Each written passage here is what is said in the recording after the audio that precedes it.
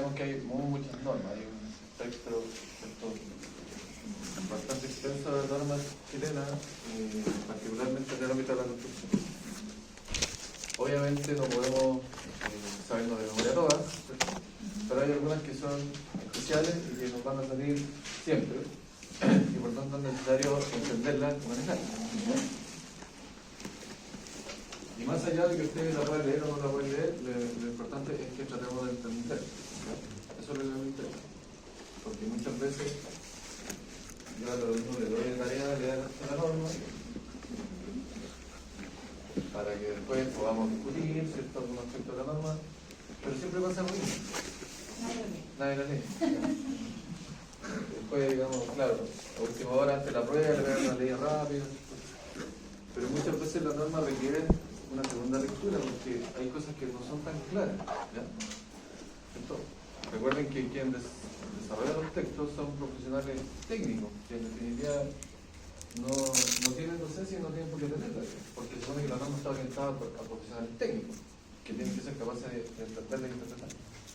Por tanto, a veces el lenguaje no es muy amigable, ¿cierto? O la redacción, ¿cierto?, es un poco real, entonces hay que tratar de entenderla bien, ¿ya? Y ese va a ser el objetivo hoy día, ¿ya? Puede ser un poco denso porque obviamente vamos a leer, no vamos a leer toda la norma, ¿ya? Voy a revisarla, vamos a tener unas partes que a mí me interesa que queden más claras, ¿ya? Bien. Primero, la norma 1515. ¿Alguien sabe qué es esa norma? ¿Me suena?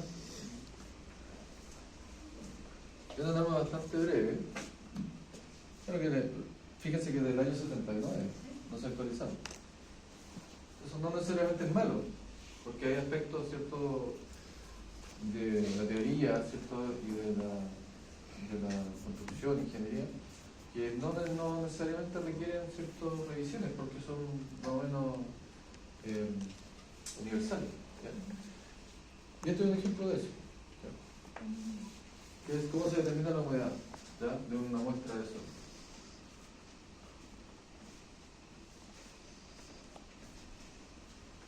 Es una norma breve, pero hay que conocerla y saber, ¿cierto?, lo que dice y cómo establece la determinación de la humedad de una muestra, que es fundamental. Ya lo vimos, ¿cierto?, en la clase anterior, la humedad del suelo no va a aparecer en todos lados, o de la muestra. Entonces voy a proyectar aquí.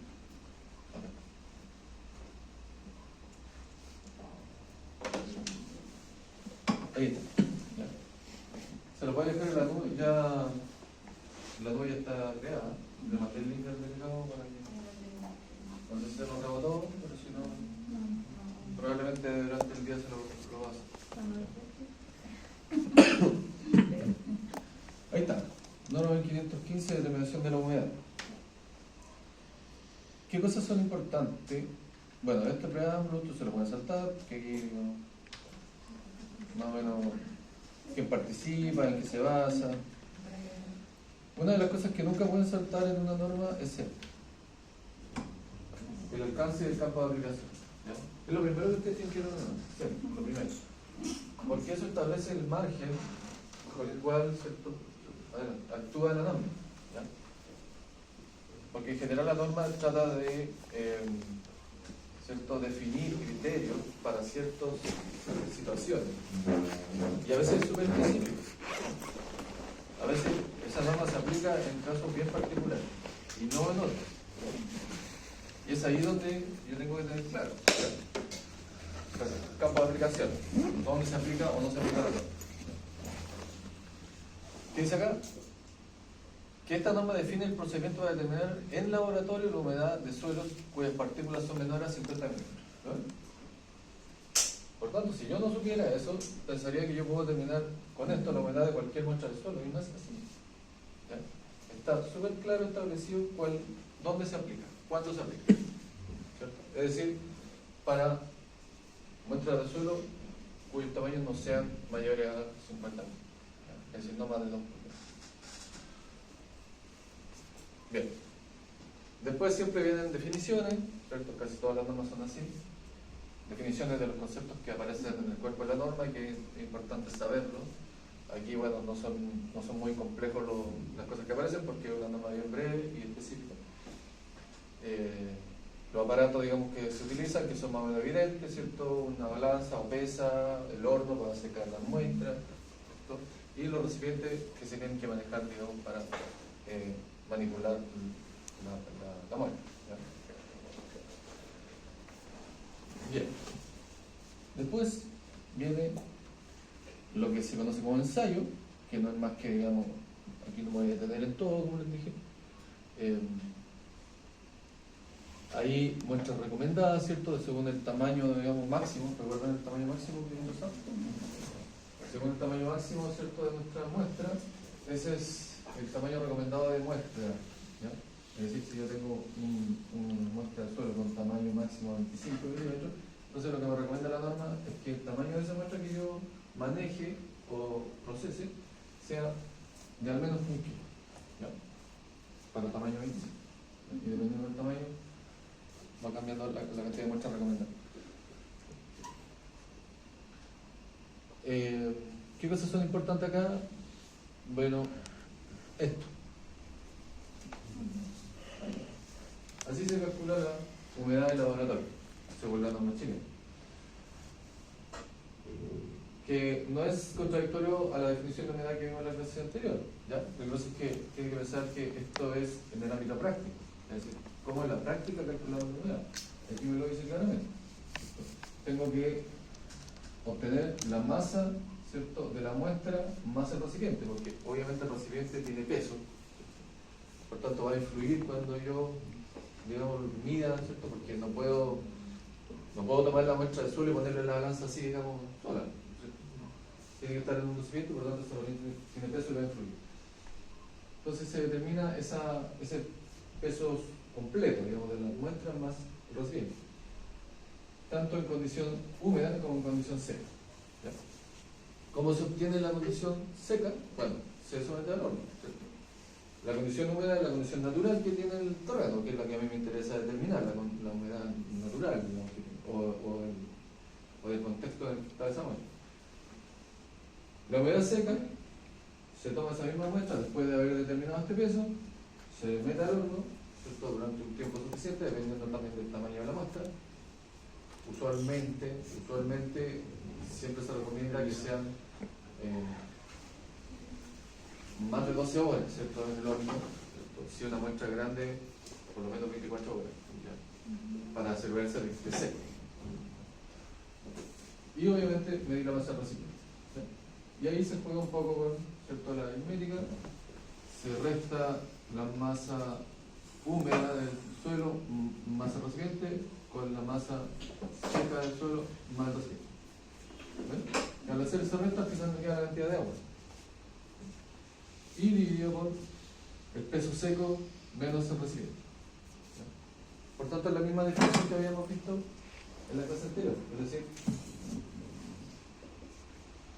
peso de agua contenida en la muestra dividido por el peso de la muestra del suelo seca.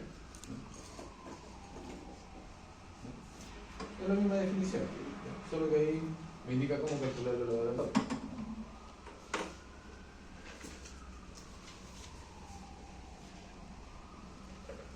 ¿Ya? Y eso, ¿ven? Así de breve esta norma. No todas las normas tienen que ser gigantes. No es, esto es bien preciso, ¿ya? Pero es interesante y necesario conocerla y tenerla. Así que yo igual se las voy a dejar en la nube para que la tengan. Lo más probable es que en el laboratorio tengamos que en algún momento utilizar este procedimiento.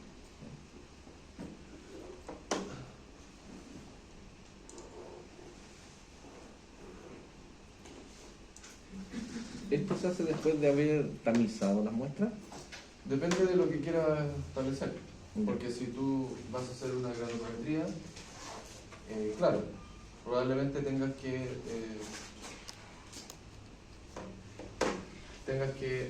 determinar, ¿cierto?, antes o después, digamos, de tamizar. Ya. Pero si no vas a hacer granulometría, entonces Como este no. no, dependiendo del... Por ejemplo, la norma que vamos a ver ahora. 1534, primera parte, por eso tiene un slide 1. 2008.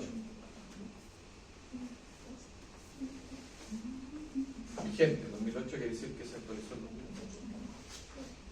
¿Le suena esa norma? ¿No? Quizás por el nombre. ¿Relación de densidad? ¿Le suena o no? ¿No?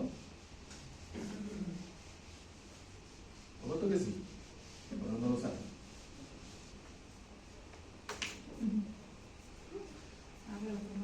Esta es la famosa norma del ensayo Proctor. Estándar.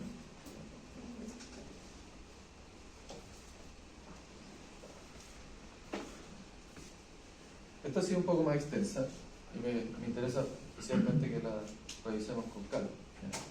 Porque esta la tienen que manejar, sí o sí. Tienen que conocer la norma, saber, digamos, cómo son los procedimientos, saber qué es lo que se obtiene y para qué sirve. ¿Ya? Porque si yo le pregunto ahora, ¿usted sabe para qué es el ensayo Proctor? ¿Lo han escuchado? Estoy seguro que lo han escuchado. Sí, se lo escuchamos. ¿Pero se han preguntado alguna vez para qué sirve? Tiene que ver con la compactación.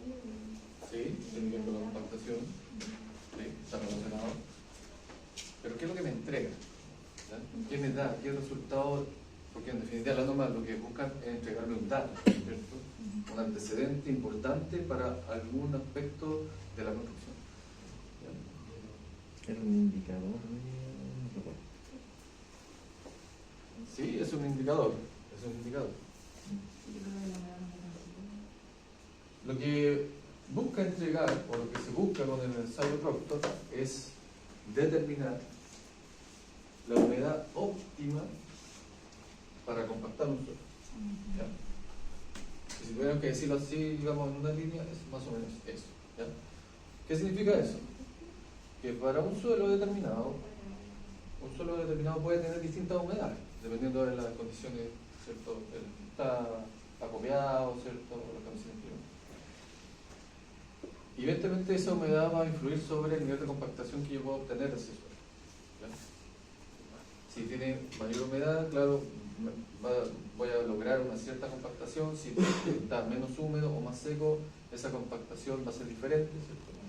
Entonces, yo me puedo preguntar, bueno, ¿cuándo obtengo la mejor compactación posible? ¿Con qué humedad? ¿Ya? Porque a mí me interesa tener una buena compactación, ¿cierto? En algunos aspectos de alguna obra específica, ¿cierto? Por ejemplo, típico en carretera, ¿cierto?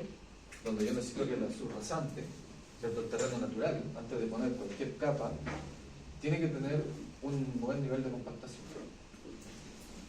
No puedo llegar y poner el paquete estructural sobre el suelo ahí tal como está, porque corro riesgo de que se hunda en alguna parte, porque está muy suelto.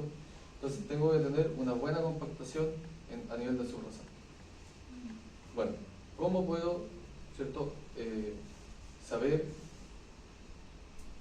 o cómo puedo establecer la forma de hacer la mejor compactación posible? Y eso lo entrega el ensayo Proctor, porque me ayuda a buscar cuál es la humedad que debe tener, ¿cierto? ese suelo para obtener la mayor compactación posible. ¿Ya? Bien, ese es el fondo del asunto, ¿ya? Y eso hay que grabarse, hay que entender, digamos, qué es lo que me entrega el ensayo Proctor. Ahora bien, si uno va a la norma, aquí puede encontrar cosas que son un poquito densa, pero vamos a ir tratando de desmenuzarla, ¿ya? Para entenderlo. Relación humedad, ¿cierto? Parte 1, quiere decir que hay otra parte más.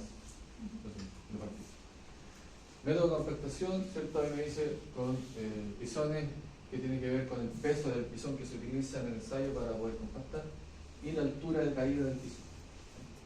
Recuerden que cuando hablamos de laboratorio, todo es estandarizado. Tiene que ser así, porque si no, no puedo no puedo comparar, ¿cierto? No puedo ensayar un suelo de una manera y otro suelo de otra manera, no tendría cómo comparar. Entonces todo tiene que ser estandarizado. Y el Proctor estándar está basado en estos dos conceptos, ¿cierto? Peso, digamos, del pisón que compacta y la altura de caída que debe tener. Eso me garantiza que tiene una energía de compactación estandarizada, ¿cierto? Para cualquier muestra de suelo que yo haga, la energía de compactación va a ser la misma. Bien. Esta norma en específico tiene un preámbulo, ¿cierto? Una parte introductoria que es interesante, ¿ya? No la vamos a leer completa, pero podemos, no esa, digamos, o sea, se la pueden sacar. A ver. Introducción. Fíjense en el primer párrafo, ¿cierto? Dice, habla un momento de lo que estábamos conversando, ¿ya? Los suelos, ¿cierto?, del campo de ingeniería, normas del tipo terraplén, ¿cierto?, sello de fundación, base de pavimento, otros, requieren ser compactadas hasta alcanzar un estado denso de manera de obtener propiedades de ingeniería especificadas. ¿Ya? A eso nos estamos refiriendo. Es decir, buscamos que ese suelo tenga propiedades, ¿cierto?, de resistencia mecánica adecuada. ¿Cómo logramos eso? ¿Cómo le damos la mejor capacidad resistente al suelo? Compactándolo lo más posible, ¿cierto? En la medida en que ese suelo está muy consolidado, ¿cierto?, muy compactado, va a tener una mejor capacidad resistente. ¿Ya? Eso es lo que se busca. ¿Ya? Los ensayos de compactación laboratoria entregan las bases para determinar el grado de compactación, lo que estamos pensando con el ensayo práctico, el contenido de agua necesario para lograr las propiedades. Ahí están los dos conceptos, ¿no?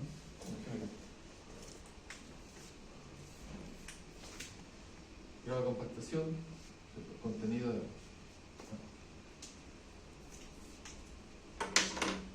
Y eso es bastante bueno porque son propiedades que yo puedo medir, ¿cierto?, al laboratorio y que tienen una relación directa con la capacidad resistente que va a tener ese suelo.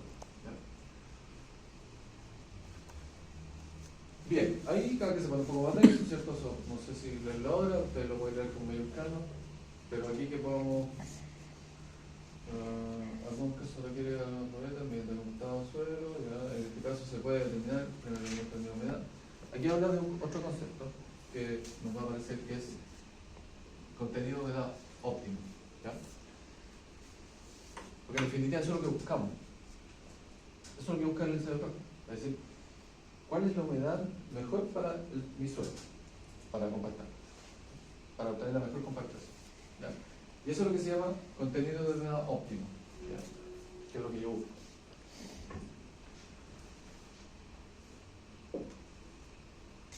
Y aquí está el otro concepto relacionado. Densidad máxima compactada, ¿ya?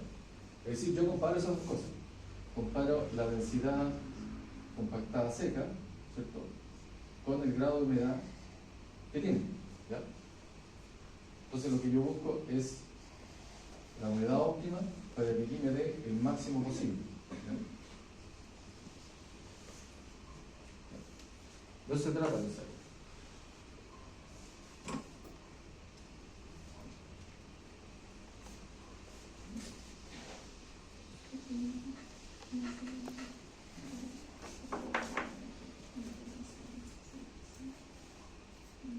¿Ya? Bien. ¿Qué más podemos rescatar? Bueno, aquí hay algunas definiciones, ¿ya?, que también es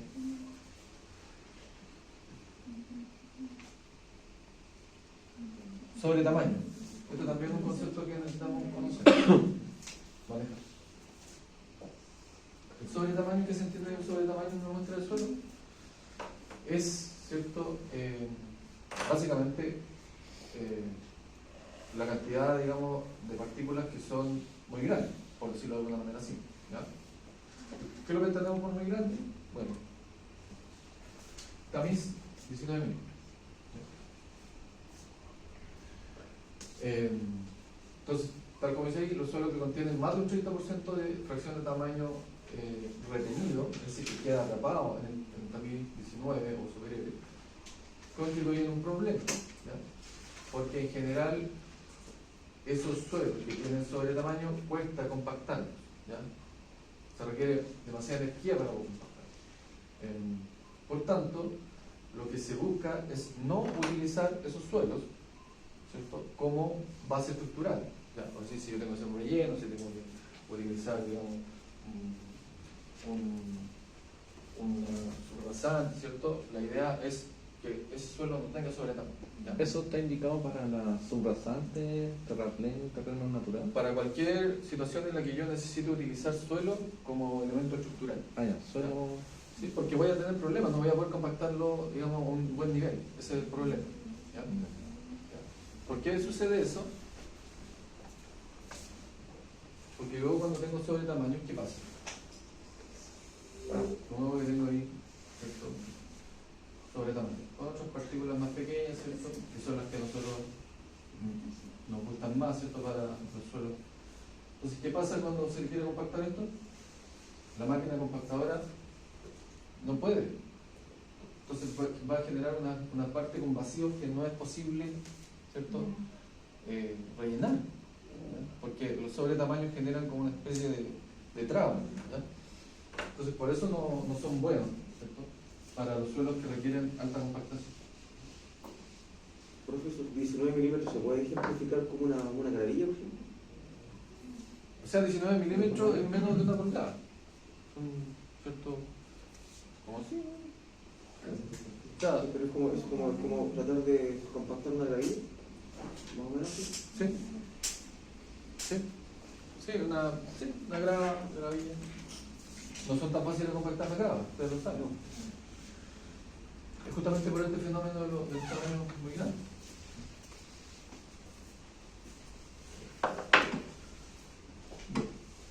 ¿Qué más? Vamos a ver. Aquí hay algunos otros conceptos, se los dejo para que ustedes lo revisen con calma. Ahí está. Alcance y campo de aplicación. Como les dije siempre, es la primera cosa que nosotros tenemos que leer de la norma. Entonces, ¿en qué se aplica esta norma? Es para determinar el ensayo que establece el procedimiento de compactación utilizado para determinar la relación entre el contenido de humedad y la densidad seca de un suelo. Es decir, ahí aparece este concepto. Curva de compactación. ¿Ya? Porque si ustedes se preguntan, bueno, ¿cómo diablos obtengo la humedad óptima? De la forma en que casi siempre se obtienen los máximos, ¿cierto?, en una relación. ¿Cómo se obtiene? A través de una función, que en este caso es una curva, una gráfica. ¿Ya? Por tanto, lo que uno busca establecer con este ensayo es determinar la gráfica, una gráfica específica para el suelo que yo estoy analizando. ¿Ya? Cada suelo, ¿cierto?, es distinto, y cada suelo, ¿cierto?, si yo lo ensayo y lo ensayo proctor, va a tener una gráfica distinta. ¿Ya? Y esa gráfica, ¿cierto?, lo que busca es comparar, ¿cierto?, la cantidad de humedad con la densidad seca. Y por tanto, yo debería obtener una curva algo así, ¿ya?, en el ensayo. Y este punto es el que yo busco. Es decir, que me da la máxima densidad seca. ¿Ya? Y ahí determino cuál es la humedad óptima, que es la que me da el mayor grado de compactación, ¿cierto?, que se ilustra a través de la densidad seca.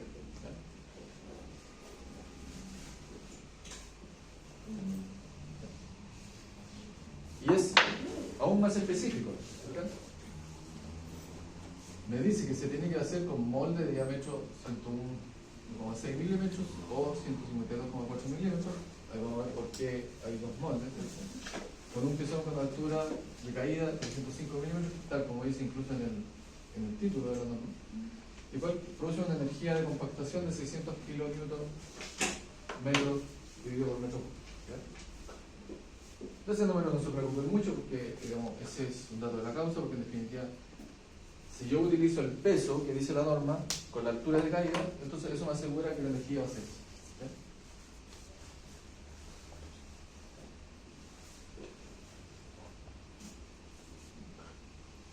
Ahí nuevamente vuelvo a repetir lo del sobretamaño. En el apartado de alcance y campo de aplicación me está diciendo claramente. O sea, si tú tienes, ¿cierto?, un porcentaje muy grande de sobretamaño, no puedes aplicar esta norma. ¿Ya? Porque no vas a obtener una curva adecuada y lo que obtengan no te va a servir. ¿Ya? Entonces, si tenemos suelos con sobretamaño, bueno, no vamos a poder usar el Proctor, no vamos a poder determinar la humedad óptima, entonces por tanto no tenemos cómo medir un grado bueno de compactación y lo más probable es que tengamos que cambiar ese suelo, ¿cierto? O mejorarlo de alguna manera.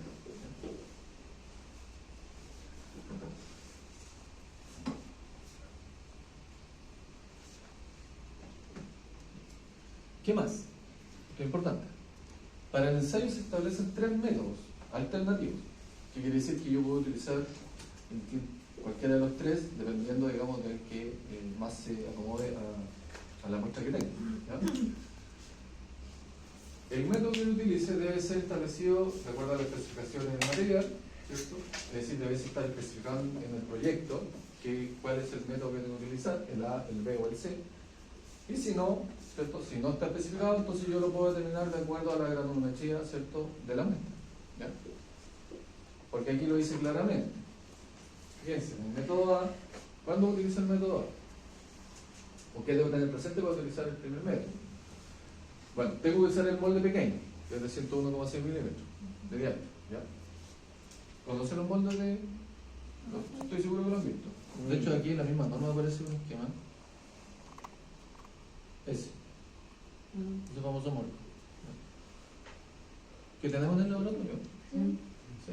No sé si están buenos, sí, pero tengo que chequear que estén. Bueno, yo creo que sí, no creo que estén muy. ¿Ya? Entonces se utiliza un molde más pequeño, ¿cierto? Que es decir, o sea, casi 10 centímetros de diámetro, no es mucho. Este método se utiliza para suelos, ¿cierto?, cuyo material pasa por el tamiz a 4,75 milímetros, es decir, para suelos finos, más finos.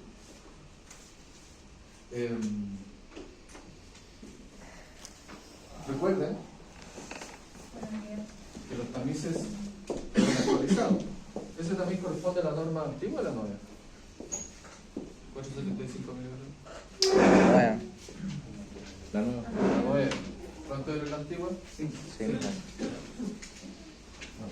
Por tanto, si nuestros tamices son los antiguos, aquí tendríamos que tener, ¿cierto?, la consideración de utilizar el 5, ¿ya? Porque no tenemos el de 475. Bueno, pero en rigor, ¿cierto?, la actualización de la norma dice que tenemos que utilizar el tamiz número 4, que corresponde a 475 milímetros de abertura, ¿ya? Entonces, si la muestra de suelo pasa por ese tamiz, entonces me correspondería utilizar el método A, ¿ya? La muestra se tiene que confeccionar en 3 capas, quiere decir que la muestra de suelo yo la tengo que dividir en 3 porciones iguales, ¿ya? Obviamente esos son más detalles prácticos del laboratorio, pero más o menos eso es lo que me está diciendo. Cada muestra, o sea, cada capa, porque en definitiva esas 3 muestras finalmente van a generar que yo relleno el molde en 3 capas, ¿cierto? Para eso son la separación en 3 porciones. ¿Ya? Que yo voy a tener que generar 3 capas en el molde y cada una de esas capas se tiene que compactar con 25 golpes por capa. ¿Ya? Digamos, los golpes son, ¿cierto?, de acuerdo al procedimiento de la norma, es decir, con el peso, digamos, estándar y la caída, digamos, definida, la altura de caída definida por la norma. ¿Ahí se usa el bombín que le dicen? O sea, hay 2 formas, uno manual y otro mecánico. Ya. El manual obviamente tiene que ser un laboratorista experimentado para garantizar que, ¿cierto?, no le imprima mayor fuerza, digamos, al golpe que de lo que debe ser, porque en definitiva el operador no tiene que hacer fuerza, solo tiene que levantar y dejar caer, nada más, no tiene que empujar el piso. ¿Ya? Obviamente tiene que ser alguien que experimentado, porque realmente, digamos, si estáis todo el día haciendo ensayo, claro, en algún momento podéis, digamos, descuidar y cargáis la mano sobre el pisón y puede ser que eso afecte el ensayo. ¿Ya?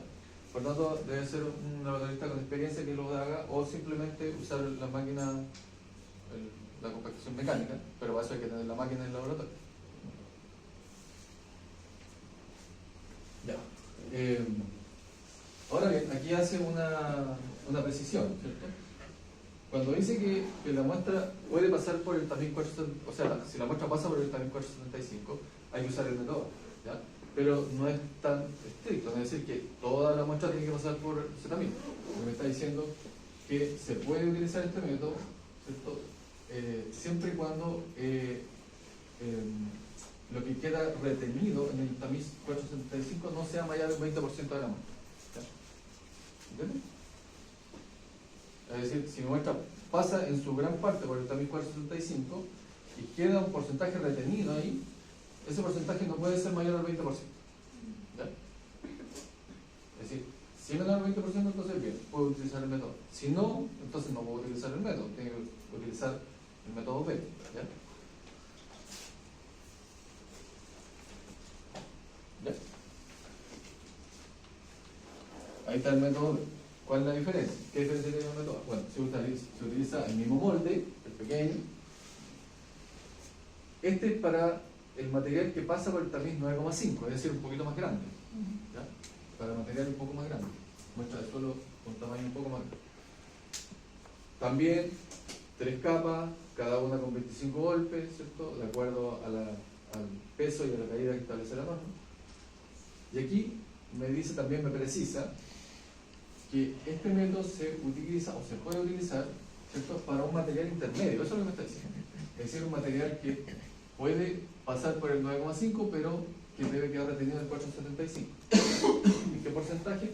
Bueno, si queda retenido más del 20% en el 475, y aquí pasa, ¿cierto?, la gran parte, digamos, de la muestra y queda retenido menos del 20%, entonces yo puedo utilizar el método B. ¿Se entiende? Porque puede ser medio enredado a veces, yo lo entiendo, pero si uno lo mira con calma, no es tan difícil de entender, ¿cierto? Básicamente lo que me está diciendo es que los tamaños son intermedios, ¿cierto? Es decir, pasa por el 9,5, la mayoría de la muestra pasa por el 9,5, puede quedar retenido hasta un 20%, eso es lo que me está diciendo. Y en el 475 tiene que quedar retenido la mayoría, ¿ya? O sea, si queda retenido más del 20%, entonces estamos en ese rango. ¿Lo ven? Si lo leen con calma, seguro que lo pueden entender.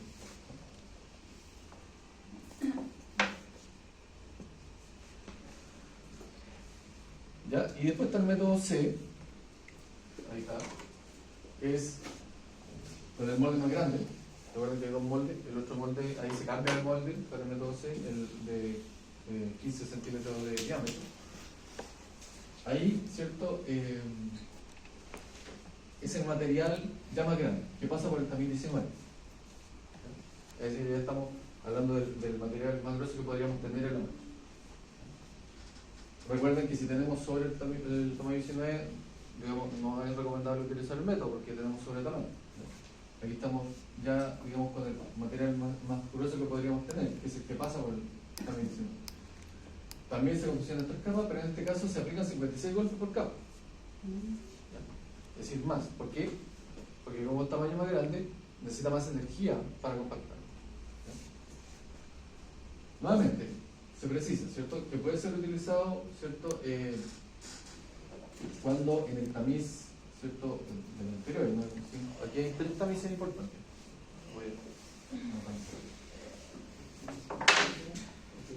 Tenemos el 475, ¿cierto?, el 963 y el 19. Esos 3 tamices son los que definen los límites, ¿ya?, para las muestras que yo puedo utilizar según el método. Entonces, cuando, así como muy general, ¿cierto?, cuando tenemos material bajo o la gran parte del material es bajo este tamiz, entonces se utiliza el método A. Cuando estamos aquí entre estos dos valores, utilizamos el método B, y cuando estamos sobre ese valor, utilizamos el método C. ¿Ya? Más o menos así. ¿Ya? Obviamente, hay un límite ahí, ¿cierto?, que se puede manejar, que tiene que ver con los porcentajes de retención. ¿Ya? Tal como dice ahí, para el método C, ¿cierto?, yo puedo aceptar que quede retenido hasta un 20% en el 9,50.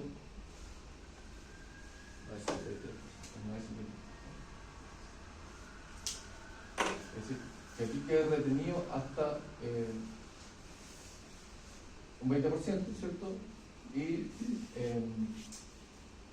aquí no puede quedar retenido más del 30% en el 19%, ¿cierto? ¿Por qué? Porque si queda retenido más del 30% quiere decir que tenemos sobre tamaño, mucho sobre tamaño, y no podemos aplicar el método, ¿ya? Tal como decía el campo de aplicación de la norma, ¿ya? Sí, se va a entender un poco, ¿no? Es que esto hay que leerlo porque hay varios conceptos relacionados y que hay que ir entendiendo, ¿ya? Pero la idea es que tengamos una noción. Obviamente yo, igual, como les dije, les voy a dejar la norma, léanla, tienen que leer, ¿ya? Esta es una de las normas que ustedes tienen que manejar. Vamos a tratar de hacer una experiencia de laboratorio de esto. No es tan fácil porque requiere harto tiempo, ¿ya? Requiere harto tiempo porque fíjense que ya el secado de las muestras requiere un día entero en el horno, ¿ya? Entonces eso ya es una complicación, a ver cómo podríamos hacer eso, ¿ya? Pero vamos a tratar de hacer, ¿ya? Para obtener una curva, ¿cierto? El laboratorio de serie. Ya. Bien, ahí tenemos los tres métodos, o sea, las tres formas de hacer el ensayo Proctor estándar, ¿ya? Bueno, hay algunas ciertas consideraciones. El molde mayor no puede ser utilizado en el método A y B, claramente, si me está diciendo cuáles se utilizan para cada método.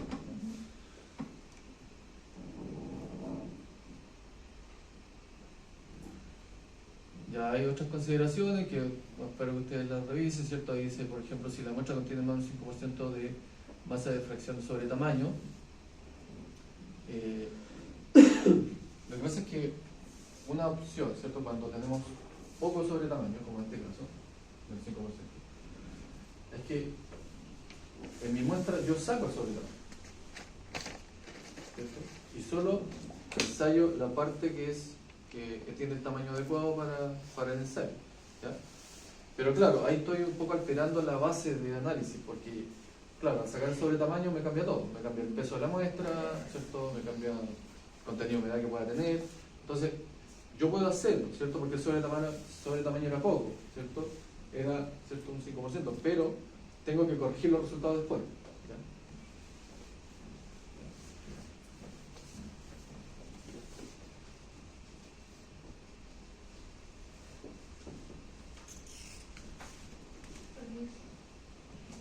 Profesor, ¿Alguna definición? Sí. buenos días. Buenos días. Usted, don Patricio Urqueta, inició sesión.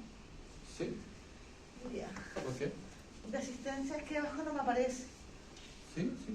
Cuando llegó, ¿cierto? Se lo estaba viendo. Bien. Ok, gracias.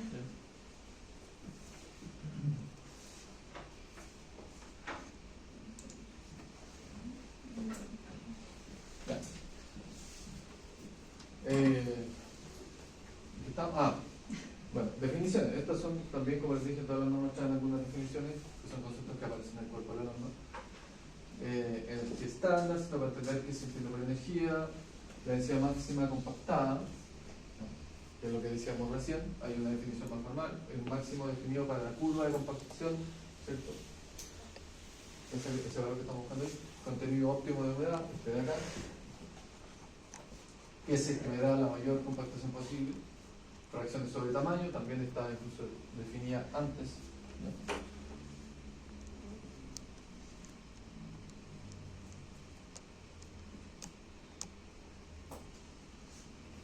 Fracción fina, ¿cierto? Otro concepto. Y aquí está descrito el método, ¿cierto?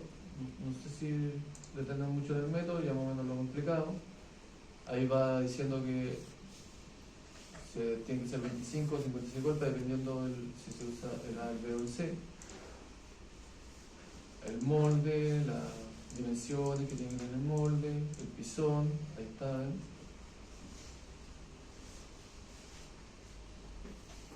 Ahí da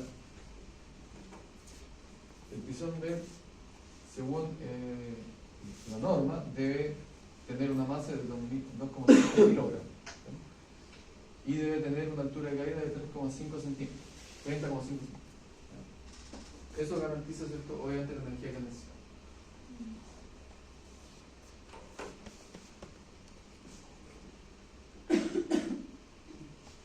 Balanza, horno, regla, todos los instrumentos que se necesitan para el ensayo, los tamices obviamente. Ahí está el esquema que le mostré recién del molde. Hay cosas prácticas que uno tiene que ir igual entendiendo. ¿Sabes por qué tiene un collarín superior, no? ¿Saben por qué tiene un collarín superior? El collarín se llama esto. Esta parte se remueve, se puede sacar.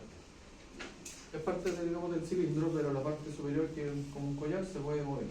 Se saca y se pone. ¿Sabes por qué eso? Bueno, una de las cosas que se requieren en el ensayo es, ¿cierto?, obviamente rellenar esto en capa, compactarlo y generar, ¿cierto?, un volumen conocido de muestra.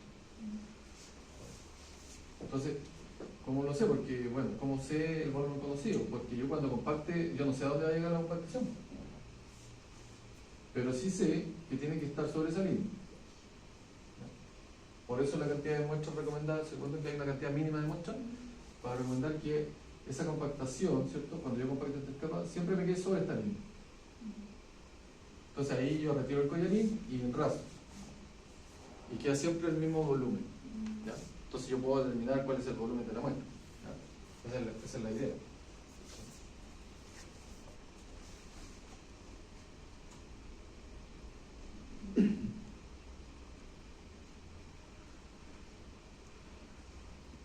Verificación de esto tiene que ver más con exigencias para los laboratorios que hacen ensayos, ¿cierto? Que los elementos tienen que estar calibrados. ¿Ya? O sea, todos los instrumentos que se utilizan en los laboratorios tienen que estar calibrados. No sé si lo saben, pero todos los laboratorios de ensayo de materiales tienen que calibrar sus instrumentos periódicamente. Calibrarlos quiere decir que se aseguran, digamos, que tienen las medidas correctas, ¿cierto?, que tienen, ¿cierto?, las cantidades correctas para poder después hacer el ensayo, porque si no, todos sabemos que el molde que estamos usando en el laboratorio está en buenas condiciones, no está chueco, por eso se tiene que calibrar. ¿Ya? Eso tiene que ver con la verificación que sale. Muestras de ensayo, ahí está. Lo que decía, la cantidad recomendada según el ensayo que yo haga, ¿cierto? Bueno, si el método A, el B o el C, la masa mínima, ¿cierto?, de muestra que recomienda la norma son 16 kilos para el ensayo A y B y 31 kilos para el ensayo C. ¿Ya? Eso quiere decir que esta es la muestra de laboratorio. Eso quiere decir que lo recomendado de extraer el terreno en cada caso sería 28 kilos para el ensayo B y 45 kilos para el ensayo C. Es decir, no es poco sólido.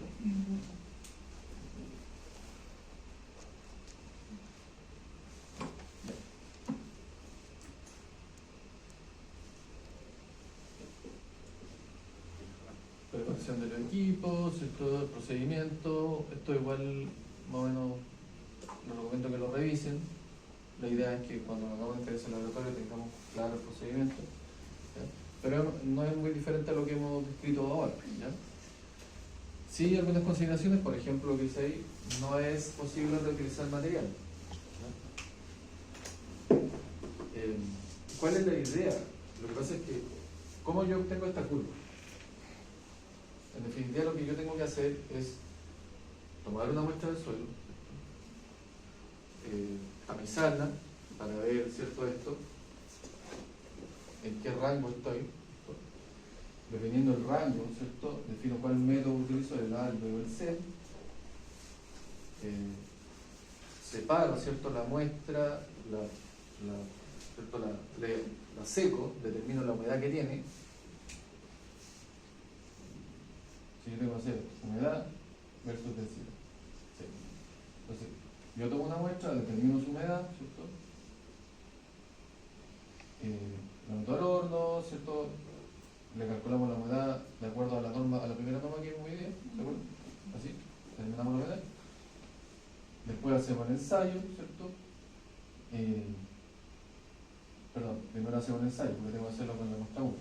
Hacemos el ensayo, determinamos la compactación, determinamos el volumen de la muestra compactada, con eso se determina la densidad seca. después seco la muestra y determino cuánta humedad tenía. ¿Ya? Y eso me va a entregar un punto de esta curva. Cualquiera. No necesariamente el óptimo, no lo sé.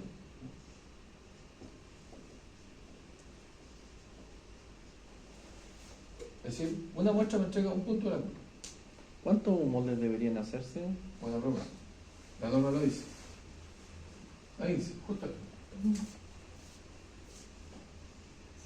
5. Al menos 5 muestras, ¿ya? Como mínimo. Es decir, que según el ensayo de laboratorio yo debería obtener 5 puntos, ¿cierto?, de esta curva. Son 5 muestras.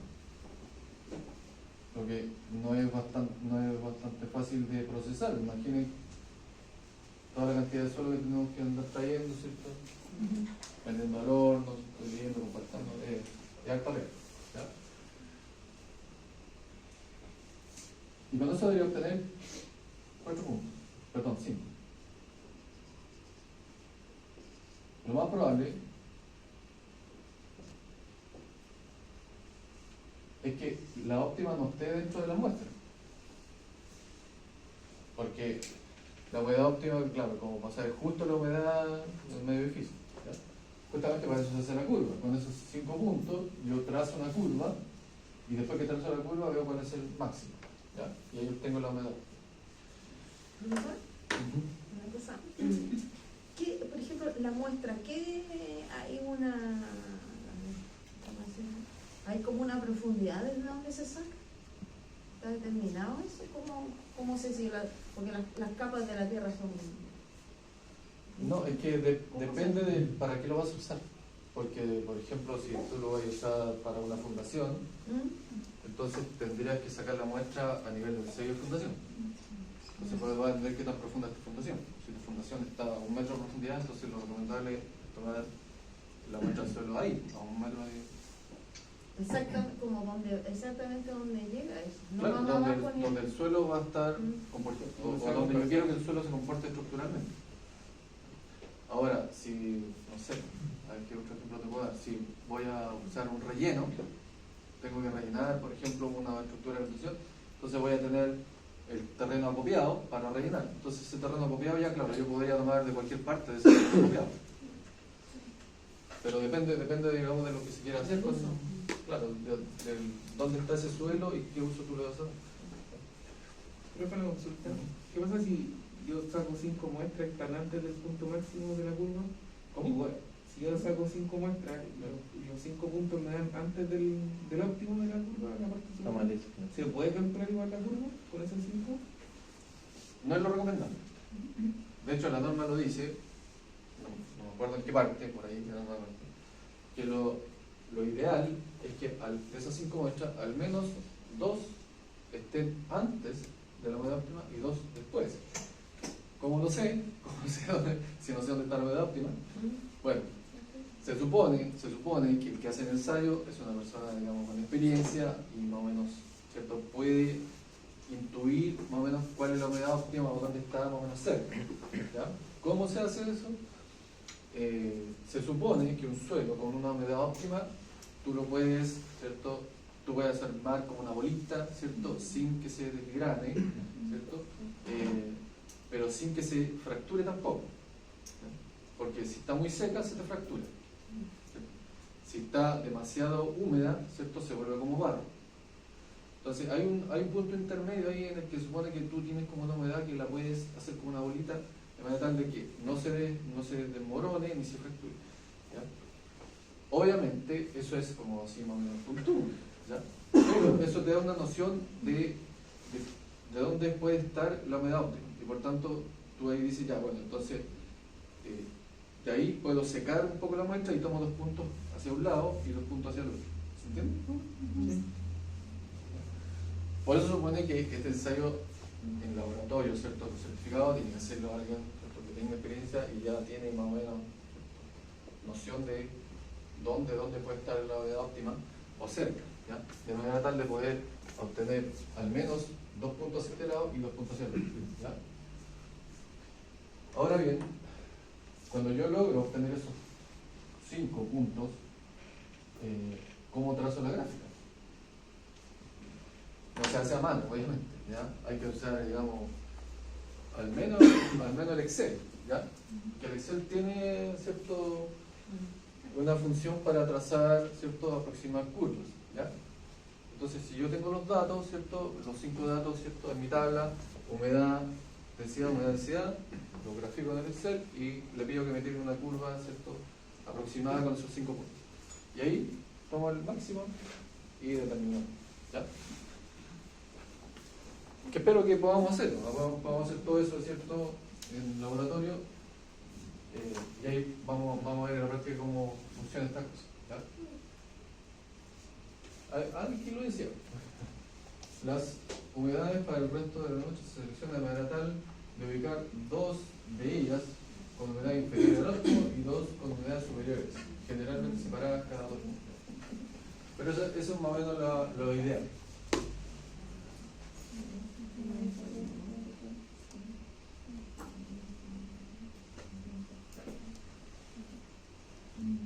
Ya tomamos 8.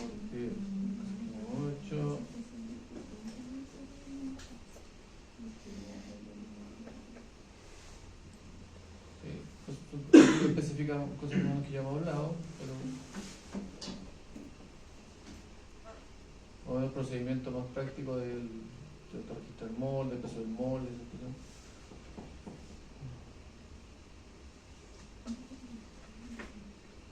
Ahí está lo que decíamos recién. En caso de operar con pisón manual, se debe evitar levantar la manga guía durante el ascenso del pisón. Es decir, intervenir, básicamente. Evitar intervenir, ¿cierto?, en la caída. Y esto es lo otro difícil, ¿cierto?, que los golpes se tienen que aplicar a una velocidad constante. No sé si esta es la oportunidad de ver este ensayo en el laboratorio. Pero claro, el operario que lo hace tiene que tener un ritmo. No puede, ¿cierto?, estar así, esperar o hacerlo muy rápido, porque si no, no cumple, digamos, con lo que establece la norma. Lo ideal es que sea una compactación mecánica, ¿ya? Obviamente, los laboratorios tienen en general compactadores mecánicos. Nosotros no sé si tenemos, parece que no. No me acuerdo. Si no, vamos a tener que hacerlo manual. Aquí está definido el procedimiento que le expliqué recién, ¿eh? Acá están los cálculos, ¿cierto? Contenido de humedad, ¿ven? Para calcular la humedad tenemos que usar la norma 1515, que es la que vimos antes. La densidad seca se calcula así, que no es distinto a lo que vimos en la clase anterior, pero esto está adaptado al laboratorio, obviamente. Entonces la densidad seca, necesitamos la masa húmeda de la probeta más el molde, ¿ya?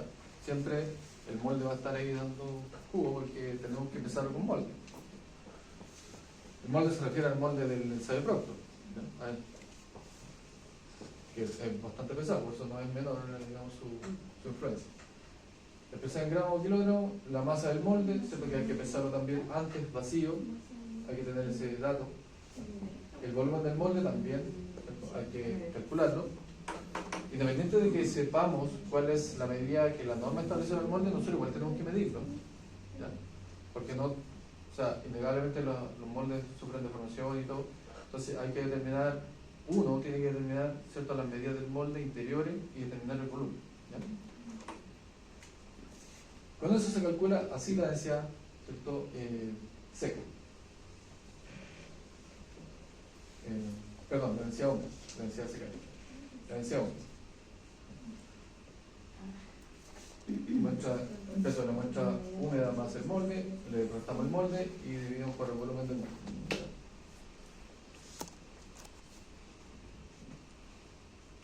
Y la densidad seca es la densidad húmeda que calculamos acá, dividido por 1 más la humedad de la muestra dividido por 100.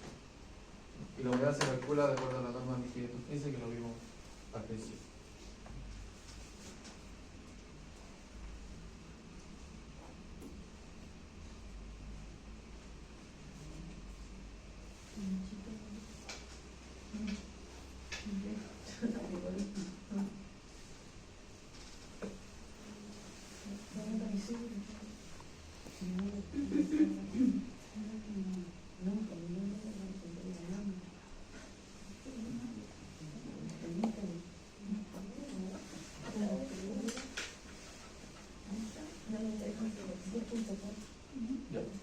En el ensayo Proctor, este es un dato adicional.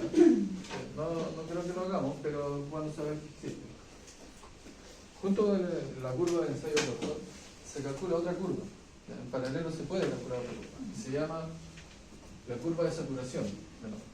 ¿Ya? Y creo que esa curva me indica, ¿cierto? Que se puede graficar aquí mismo, junto con esta. Se extiende un poco aquí. Me indica para las distintas humedades, o sea, para las distintas densidades, ¿cierto? O grados de compactación que yo tengo, cuál es la humedad con la que se satura la muestra. Y aquí me va a dar una curva como así, ¿no? Porque son humedades grandes, porque se supone que es para saturar las muestras. ¿Ya? Ese es un dato que puede ser para otras cosas, pero en definitiva no lo vamos a buscar mucho ahora. Pero sí saber que se puede obtener. ¿Ya? ¿Cómo se obtiene así? Todos datos que ya los vamos a tener en su momento si hacemos el ensayo propio. Humedad de saturación, ¿cierto? Es lo que estamos calculando ahí. Densidad del agua, lo conocemos. Ahí va. Densidad seca del suelo, ya lo calculamos antes. ¿Cierto? Peso específico del suelo, se supone que lo tenemos como dato. Hay un ejemplo, ¿cierto?, de curva. En la misma norma aparece como ejemplo.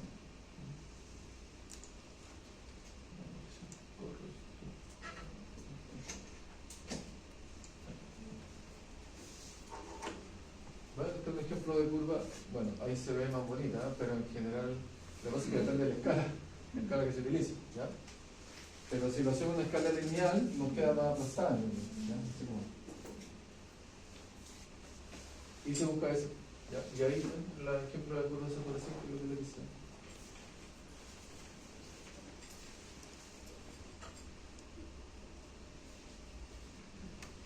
Hay otra información adicional de cómo presentar un informe, precisión, ¿cierto?, de los datos, ¿ya? Volumen del molde de compactación, ahí sale cómo obtener el volumen del molde. Hay dos formas, ¿cierto?, de llenándolo con agua, otro midiéndolo directamente en las dimensiones, que es usualmente lo que se hace. Ahí está, método de medición geométrica.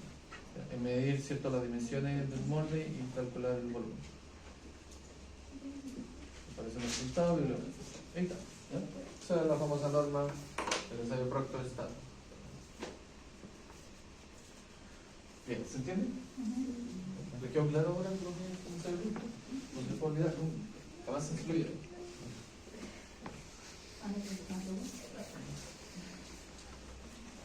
Ya. Y ahí no termina la cosa. ¿Por qué? Porque hay una segunda parte de la norma, ¿recuerdan? Sí. Ahí dice, parte 1. ¿Por qué en la parte 2? ¿Qué puede haber en la parte 2? ¿El tamaño más grande? No.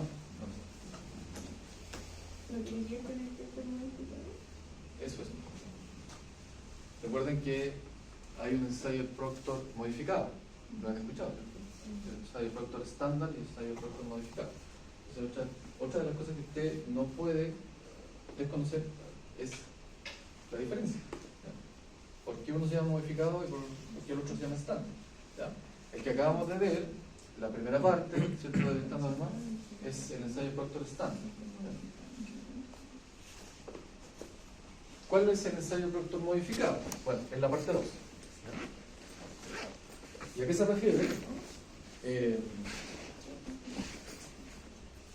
Lo vamos a ver después de esta pausa. Vamos a hacer una pequeña pausa. De hecho, se me ocurre que voy a aprovechar al tiro de ir al laboratorio a ver qué es lo que mientras estamos.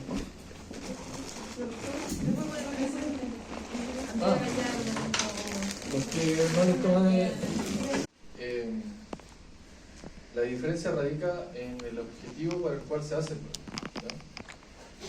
Que básicamente, así para decirlo en palabras súper simples, para entenderlo bien, cuando se requiere un nivel de compactación grande, importante, para un suelo, digamos, que tiene que estar muy bien compactado, se debe hacer el ensayo Proctor modificado. ¿Ya? Cuando se requiere un nivel de compactación medio para un suelo que no necesita un gran grado de compactación, se hace el ensayo Proctor estándar. ¿Ya? Esa es como la diferencia así en palabras súper simples. ¿Este se aplicaría en una base? Sí.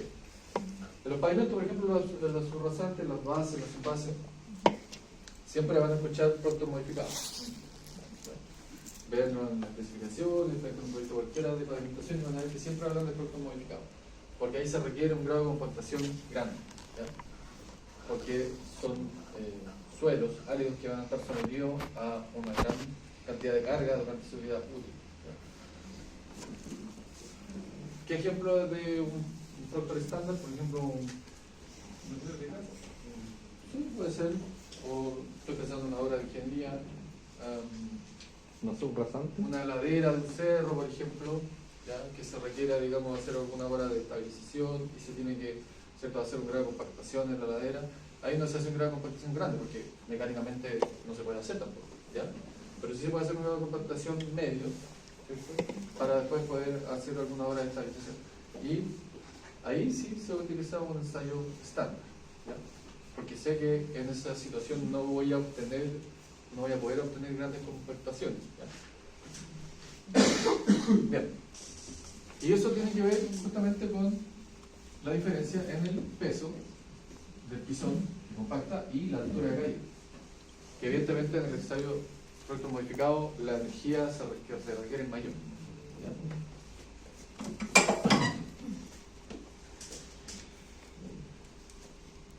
Gran parte del cuerpo de la norma es básicamente muy similar al anterior, ¿ya? No hay grandes diferencias en algunas cosas puntuales, vamos a verlo.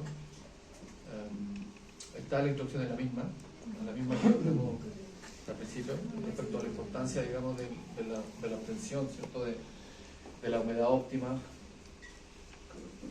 Lo mismo con la fracción de sobretamaño, ¿ya? Seguimos hablando de suelos que no tienen que tener sobretamaño, ¿ya? Ya sabemos que el sobretamaño impide, ¿cierto?, una buena compactación, por tanto no es aplicable esta norma para esos suelos.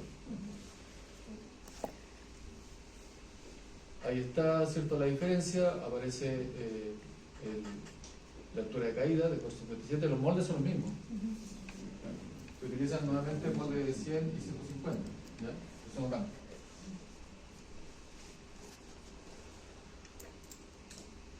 Lo mismo del sobretamaño, ¿cierto? En caso de tener un 30% sobre el 19 milímetros no es recomendable.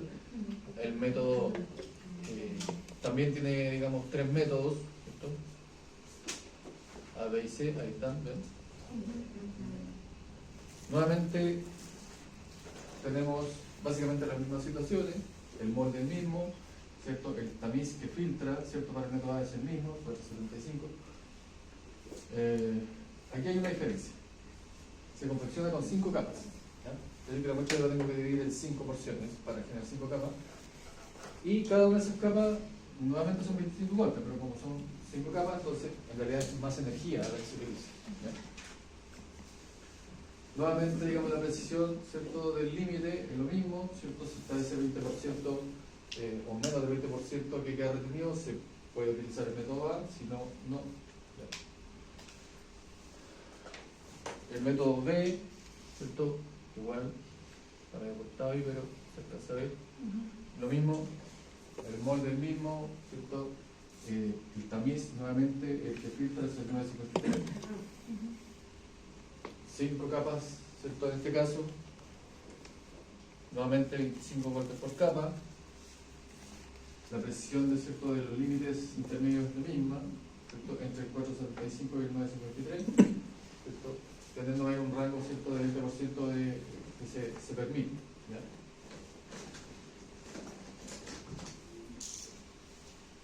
Y el método C, igual, ¿cierto? Se utiliza ahí el molde más grande, el 150. El tamiz que filtra el 19, también nuevamente 5 capas y con los 56 golpes, igual que el método C de la norma, de la primera parte de la norma.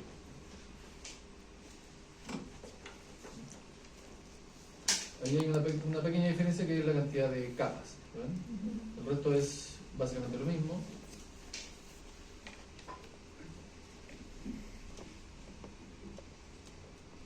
Las definiciones son las mismas.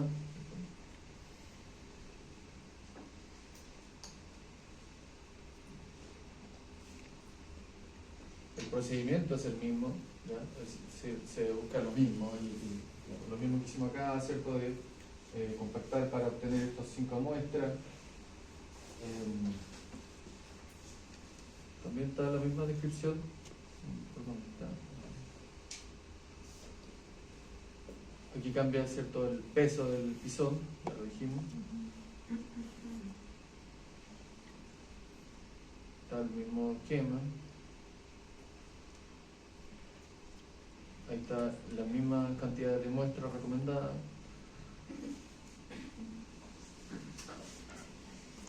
El procedimiento es el mismo. Nuevamente se recomiendan 5 muestras, como se ve ahí. Nuevamente tratar de que sean al menos 2 para un lado, al menos 2 para el otro lado.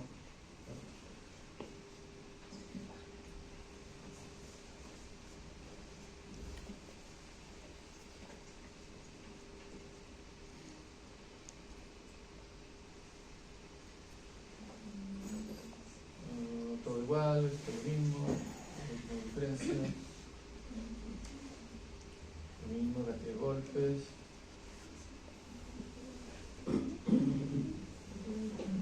Los cálculos son igual los mismos, la humedad, densidades, ¿ya? Lo mismo. Exactamente el mismo procedimiento. Lo que cambia es obviamente los aparatos que se utilizan, el término del pisón y la altura de caída, y el objetivo por el cual se hace el ensayo. Por tanto, uno no debe confundirse, ¿cierto? No es tan difícil de entender la diferencia entre el estándar y el modificado. Lo más probable es que la mayoría de las veces a usted les toque, ¿cierto?, relacionarse con el estándar modificado, porque la mayoría de las veces, o en gran parte de la obra, se buscan suelos para que tengan una capacidad estructural importante, ¿ya? Las fundaciones, ¿cierto? Lo veíamos, ¿cierto?, el ejemplo de los pavimentos, relleno, ¿cierto?, estabilizado, digamos, para soportar algún tipo de estructura, ¿cierto? Pero obviamente hay que conocer los dos, ¿ya? No les dijimos cómo es el laboratorio. Está desordenado, pero que bueno, no hay encargado del laboratorio. Sí, sí, ¿Ya ahí? Había alguien que lo estaba ordenando. ¿El Jonathan? Hola. está en la semana, parece. Puede ser, Porque pero claro, esa hora no está, pero bueno, hay herramientas para hacer, digamos, un ensayo. Está todo desordenado, sí, hay que pesquisar un poco las cosas ahí, pero ahí están los moldes, creo que están los pisones, los vi por ahí medio escondidos abajo, creo que son los pisones, que es lo principal. Si tenemos esas dos cosas, yo creo que pronto lo podemos ver. Así que yo creo que podemos, bueno, el suelo también hay parece que hay unas muestras de suelo ahí que podemos utilizar.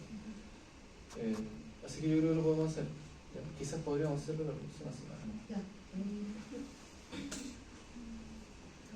Después podría ser. El martes festivo. Sí, el martes, creo. Sí, voy a tratar de coordinar para el jueves, ¿parece? Ya. Y a ver si podemos hacer una experiencia.